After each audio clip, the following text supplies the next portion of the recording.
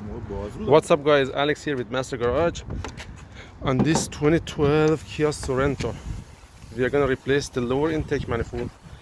That was the code, the specific code I don't remember, but that was the intake manifold performance. What I found, this is the old one, this is the broken one. I'm gonna show it to you in a minute what happened, and this is the new one. The customer get it from the dealer for 260 bucks. Injectors are out and it was out. I already put everything back together. The only thing is, right here there is a small sensor. It's called intake manifold runner position sensor, and this is the connector right here. It goes all the way down here. So when you replace that, it doesn't come with that sensor. If the sensor is okay, if you don't have any code belong to that, you gotta replace that one. I already replaced that.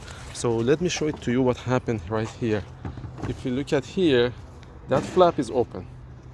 The other flap right here is closed. Right here. This one is open. This one is closed. When you see, I close it and open it, but the other side stays stuck open. So the rod between these two has been broken, and there is no way to fix it. So I already took it out and I already replaced that.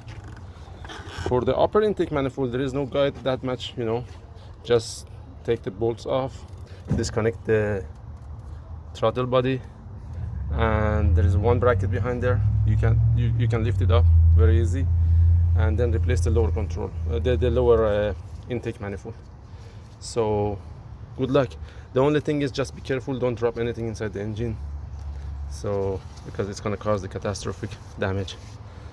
And that's it. I'm gonna put everything back together in a minute, reset the code, start the car, and should be ready to go. Thank you guys for watching. God bless.